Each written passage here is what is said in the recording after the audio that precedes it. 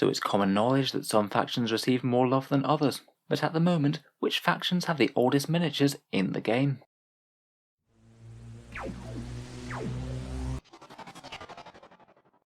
Hello and welcome back to Auspex Tactics, where today we've got a list of each faction in 40k and the average age of the miniatures that are used in it.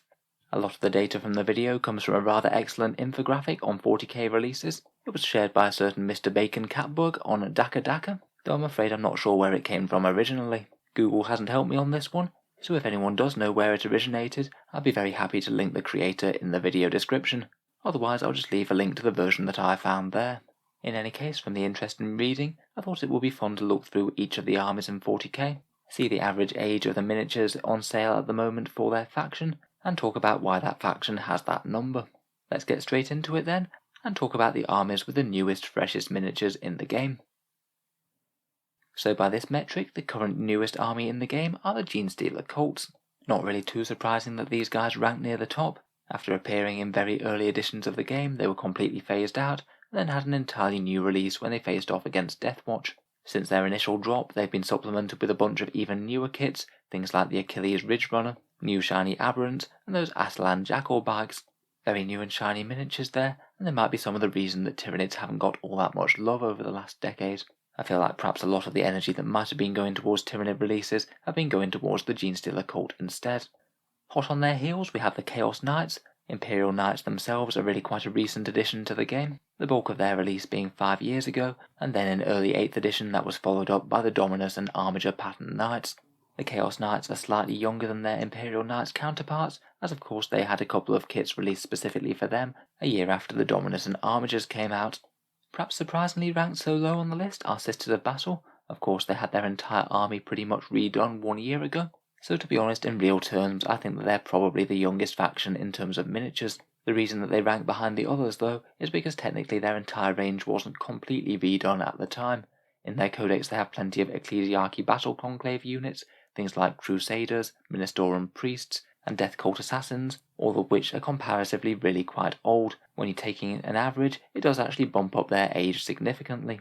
Really, for the majority of their army though, they are the newest faction in the game with the newest models, and they're getting even more this year between that Warsuit and that Sisters Palatine model. Following them we have the Death Guard, who of course became a faction in their own right at the start of 8th edition, with a very impressive hefty number of new plastic kits. There are a few miniatures that bring their average age up a little bit though, things like the Chaos Land Raider, Predator and Defiler, and also quite an old Demon Prince. Generally though, they're new detailed plastic miniatures and are thoroughly disgusting. Also on 5 years we have the Adeptus Custodes. This list only includes Games Workshop releases, not Forge World, otherwise that will bring down the age just a little bit. Adeptus Custodes only got their own codex midway through 8th edition, as a bit of a surprise when their Jetbikes and Terminators came out, but their standard Custodians and Sisters of Silence came out a little bit before that in Burning of Prospero, and again they do have a few older kits, including their Land Raider and Dreadnought.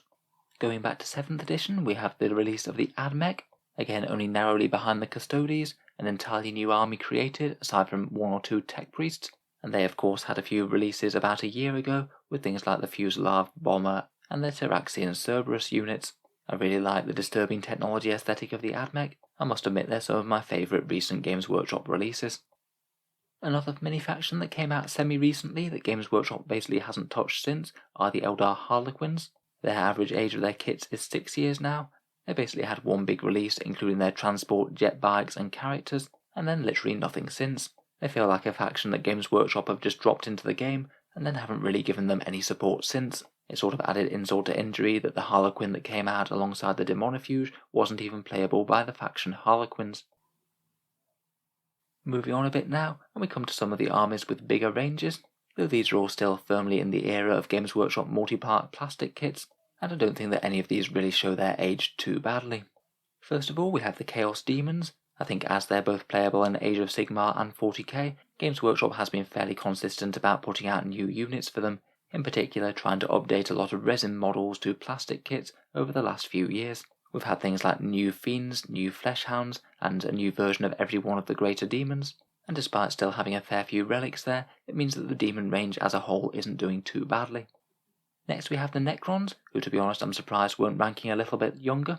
On average they're 7 years old, despite their absolutely enormous influx of very recent releases. Most of their range is around about 10 years old, and again the average age is bumped up a bit by a few old relics, things like the Catan Shards, the Destroyer's Destroyer Lord, and the Necron Lord on foot, all of which are far, far older. Still though, compared with some of the other Xenos races, they aren't doing too badly. Next, right in the middle of the pack, are the Space Marines. As we know, Games Workshop's favoured sons are being updated to Primaris versions now. They've had a staggering number of releases since 8th edition dropped, but that's balanced against an absolutely huge existing range, with quite a few very old miniatures, particularly character models, dating back ages. For the sub-factions, things like Space Wolves, Blood Angels and Dark Angels, they'll perhaps be a little bit older than the average, just due to having quite a lot of venerable characters in the range, whereas Deathwatch will be a little bit more recent, due to their fairly recent flyer, kill team and characters. If you were playing pure Primaris Space Marines though, of course they'd be a lot more like 3 years, and vying for being one of the most recent armies in the game. Moving on, we come to the Thousand Sons, a similar place to the Death Guard, except their big release came a fair bit earlier. Nice new Rubric Marines and Terminators, and Magnus of course, though still having a fair few options from the core Chaos decks that date back quite a while. It does make me wonder if and when we'll see some more Chaos releases of the other two legions. I'm sure the Emperor's Children and World Eaters are looking for some love. Perhaps surprisingly old considering how nice a lot of their kits are the Drukhari. They had literally nothing for ages from Games Workshop, including their codex not being released for several editions, and then were redone in style around about 10 years ago. Since then they haven't really had too many releases, updating a few of their fine cast miniatures into plastic, things like the Incubi last year and the Racks prior to that, but for the most part I think their miniatures really hold up quite well to their age, and are generally still looking very nice.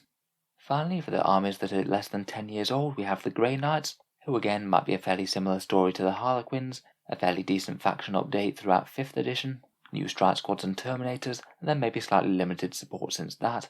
I think the only big update that they've had was getting a Dread Knight, and they did have Grandmaster Voldus from the Triumvirate of the Primarch back in 7th. Again, a few older kits are mixed in there as well, and it's quite interesting that they're one of the chapters that has absolutely no Primaris Marines compared with all the rest. So finally, let's move on and talk about the venerable oldest armies in 40k. At an average age of 10 years, we have both the Orcs and the Chaos Space Marines. Orcs again had a fairly decent range refresh in 5th edition, quite a lot of new vehicles and options added, and support since then has been a little bit scanty. They had their October release back in 2018, which turned out to be a whole bunch of buggies, which was nice, but it didn't really feel like it regenerated the faction as a whole. More recently, their latest release has been Ghazghkull Thraka, and we know that there's at least some other kit on the way for them in their new codex, which should be out sometime this year. Makes me wonder if they're actually going to update the boys kit or not. It does seem to have fairly mixed reviews. Some people think it's absolutely fine, when other people think it's a bit dated. Just behind the Orcs we have the Chaos Space Marines. Again, a range that's really quite ancient, but had a quite decent release back in 2019, where Games Workshop got around to refreshing some of their core units, standard Chaos Marines, Terminators, Havocs and Obliterators, and now say that the core of their army is looking significantly better than it was before, but they still boast quite a lot of absolutely ancient characters, and some of the cult marines such as the Berserkers and the Noise Marines, which have definitely seen better days.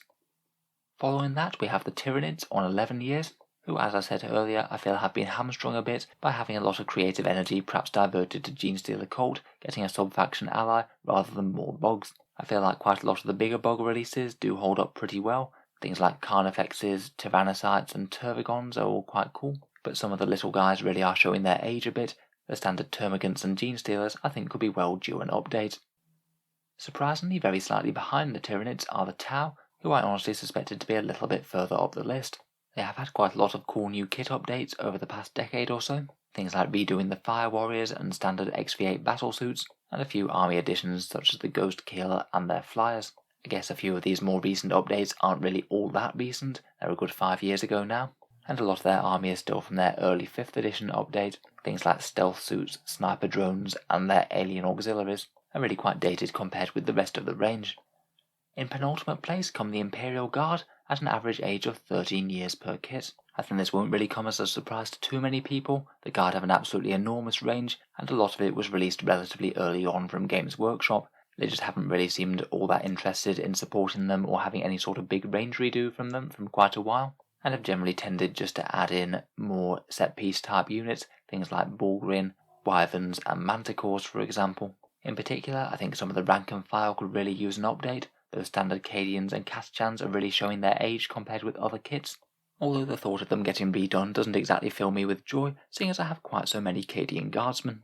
I kind of feel that Games Workshop might be strategically not updating the Imperial Guard quite as much, just because they aren't quite as easy to defend people making other human miniatures with sci-fi guns, and they probably prefer people to play armies that they could copyright a bit better. I kind of feel like they're missing out a bit though, as despite the neglect, they remain a very popular faction. There's just something pretty iconic about the standard human being pitted against the 40k galaxy. Finally, the very oldest of the old are the Craftworld Eldar. With an average age of even 3 years older than the Imperial Guard, the average kit for the Craftworlds is a ludicrous 16 years old. Again, I feel the Craftworlds are an army that saw a lot of updates very early in Games Workshop's history, including releasing quite a lot of characters such as the Phoenix Lords and all the different types of aspect warriors to go along with them.